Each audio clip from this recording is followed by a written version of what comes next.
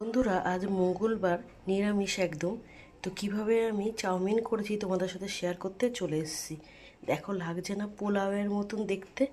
দেখো, ঘরে থাকা উপকরণ দিয়ে এইভাবে চাউমিন বানিয়ে খেলে দারুণ লাগবে।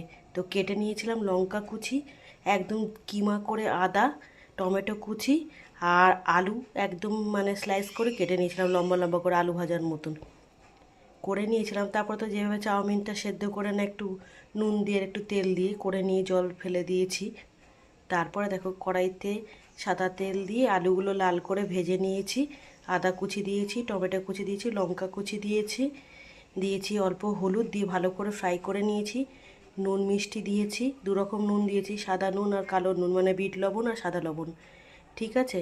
তারপরে এই চাউমিনগুলো দিয়ে দিয়েছি হচ্ছে একটা লেবুর অর্ধেকটা। দারুণ লাগে বন্ধুরা, ভিনিগারের থেকেও লেবুর ফ্লেভারটা হেভি লাগে খেতে।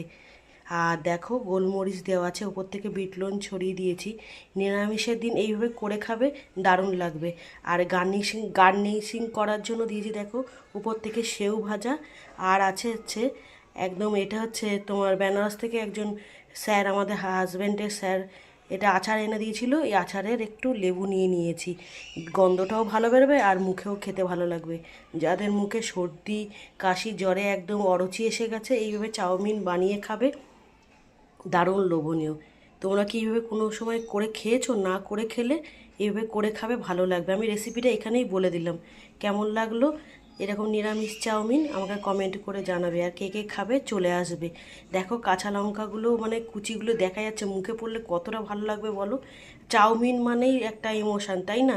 আমি প্রচুর ভালো খাই চাউমিন, যে কোনো chowmein, mix chowmein, veg chowmein, তারপরে ঘরোয়া স্টাইলে যেমন এগ দিয়ে চাউমিন করা, নিরামিষ চাউমিন, এরকম ডিম দিয়ে চাউমিন, হ্যাঁ, তারপরে তোমার সব কিছু ভেজিটেবিল দিয়ে, পন দিয়ে, চিকেন দিয়ে, যে কোনো জিনিস দিয়ে চাউমিন করে দাও, আমার একদম থালা ভরে উড়ে যাবে। ঠিক আছে, রাখলাম ভিডিওটা। আর আমার রেসিপিগুলো তোমাদের ভালো লাগলে একটু সাবস্ক্রাইব করে আমার পাশে থেকো। টাটা।